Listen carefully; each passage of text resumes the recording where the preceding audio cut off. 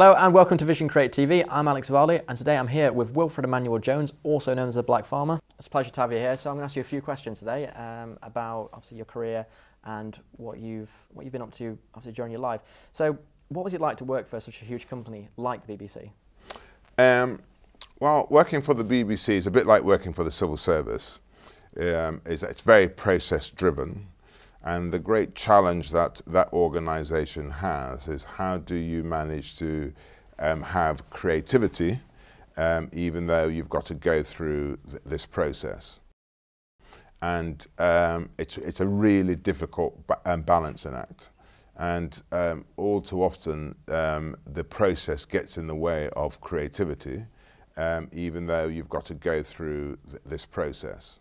And it's a really difficult balancing act. And all too often the process gets in the way of creativity. I have to say that in my day I had very, very good, strong bosses who would fight the creative line rather than really take instructions from the people who are processing. And so that's the biggest struggle you have for any public sector type organisation. And I know the BBC is not public sector, but it's pretty similar in terms of how it operates. And I was lucky to be at the BBC when the BBC was in its heyday, when there's a lot of support. I mean, it was a time when there was only 3 channels. I think Channel 4 subsequently came along. And so when you're the big player amongst such a small competition, it's very different to today when you're talking about hundreds and hundreds of channels, not only hundreds of channels, but also the internet. And that it's a lot of creativity is not necessarily coming out of the places like the BBC, it's coming from the internet and these small websites. And so it was great, but I think it's going to be quite challenging for the BBC in the future. And how did you get into working for the BBC? I started off as a runner. I can remember when I must have been about 19, and I decided that I wanted to work in television. And the reason I decided I wanted to work in television is that I watched a documentary called 40, there's a series called 40 Minutes at that time, and they made brilliant documentaries. And I said, oh, I'd love to make documentaries like that. Now, all of my family and friends thought I was nuts, because what usually happens is that it's people who've been to Oxbridge that tend to get jobs in the BBC, and so they just looked at me and just thought, you know, you're nuts, you'll never get into the BBC because you just don't have any qualifications. But I remember it took me about 2 years pestering and pestering and pestering people, and eventually I got an opportunity to see a guy at BBC Pebble Mill, and he took a liking to me and decided to give me a job as a runner. And so doing basically all the poxy stuff. And then I went on from being a runner to being a researcher. Then from being a researcher, I then went on to be a director. And then from a director, I then went on to be a producer. And I was at the BBC at the time when we used to shoot things on film. And I started to make my name as a director. So I went in not really knowing what I wanted to do, only knowing that I'd like to be in this sort of business, and eventually I ended up doing something that I really loved, which was to direct people and travel, and that's how it went. And it took me a long time to get to the position of being a director. And what inspired you to start the Black Farmer brand, and how did you go about it? When I was a kid, I was brought up in Birmingham, and my father had an allotment, and I loved being on this allotment. And I decided at 11 years old that I would like to own my own farm. And everything I subsequently did in my life was to try and get into a position to buy this farm. It took me something like about 40 years to do it, but it's something that I always wanted to do. And what I am a great believer in is that you have to have the courage to dream. And all too often, we live in a society where people tend to sort of poo-poo dreams because they don't think that it's very English. But you know, it's fulfilling a dream that I always had. So what was it like to change from tending your father's allotment to then go on to running quite a big farm, actually?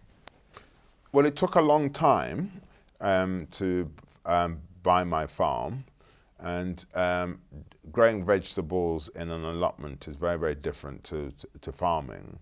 And I have no experience at all of farming. And like most things in life, what you've got to try and do is gather people around you that know. And if you find the right people, they are generous with their time and their expertise to help you discover and learn. So I've learned about farming through the generosity of my neighbours who would tell me what to do, what sort of things to avoid. You know, people who've got a wealth of experience, and they were prepared to impart that experience on me. And can you explain to us what Flavours with Frontiers means?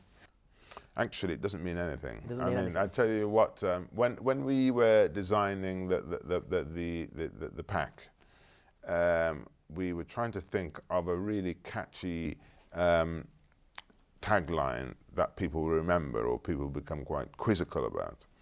And when you look at the Black Farmer branding, and when we did the research, lots of people see lots of different things with the packaging. Some people see Gone with the Wind image, some people see Marlboro Man, some people see Australian farmer. So people put their own interpretations on it.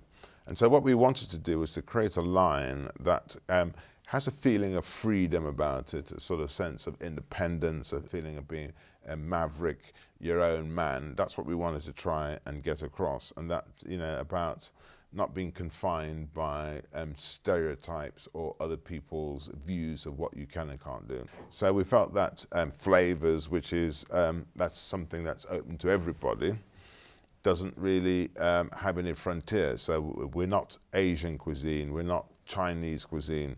A lot of food tends to sort of be confined to the barriers of what genre they fit in. Is it Italian? Is it Chinese? We just say, well, actually, if there's a nice Asian flavour, we will put that in our stuff. If there's a nice Chinese flavour, we'll put it in, but we won't necessarily call it Chinese or Indian. We want to take the best of the globe and put it in something to create a really interesting dish. And what was the transition between working for the BBC and then being a farmer? Because working for the BBC, you walk into a studio in the morning, and being a farmer, wake up in the morning, put your wellies on. So what was the transition between them two? A lot of people think working in television is a glamorous life. It ain't really. I mean, I think that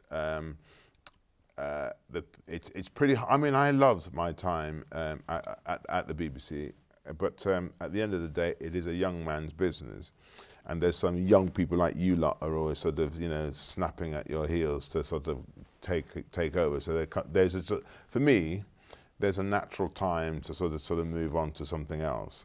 And there is just something quite fulfilling to be in the countryside and being amongst nature, being at one with what makes the world go round. Everything, you know, this sort of world is sort of artificial, man-created, but by being at one with nature, it gives you a great feeling. So I like the idea that you can actually grow crops, sow crops in the spring, to then harvest in the autumn. I like to see that sort of process. I like to see animals fattened. So that, at my stage in life, that's a sort of preferred way of being. So what's your favourite type of condiment? My favourite kind of condiment? Condiment, because I know that you make sauces as well, don't you? So it can be one of your own. Well, what I like doing is that if I do make sauces, and the whole thing that we were talking about earlier about Flavours without Frontiers, is that I've taken lots of different spices from around the world to create my own particular flavour. And one of my favourite condiments is muscovado chili. And muscovado is a brown, real dark brown sugar mixed with Chinese spices and with tomatoes. It is absolutely delicious, a nice sort of sweet sort of tinge to it. So that is my favourite. And how does your marketing agency help companies such as Kettle Chips and Lloyd Grossman? Okay, so before I ran the Black Farmer, I used to run a marketing agency, and that marketing agency was responsible for launching some quite innovative brands like Lloyd Grossman sauces, Kettle Chips. These were the brands that went into a category and changed it. I'm really interested in people bringing change to any sort of new situation. And the key about working on those sort of brands is that it teaches you a lot about the customer, how the customer thinks, and what are the sort of things that the customer needs. And to be a successful brand, you need to make sure you really look after the customer. Because if you look after the customer, they then become your sales force. They are the word of mouth that sort of builds up a brand. So that is the learning that I took to my own brand, the Black Farmer brand. I used all those things that we used when we were running my marketing agency on my my food brand. And what was it like to be a winner in the Bacon Connoisseurs Week with your award awarded to you by Angela Rippon? Did you ever work with Angela Rippon when you was at the BBC? I never did work with Angela Rippon.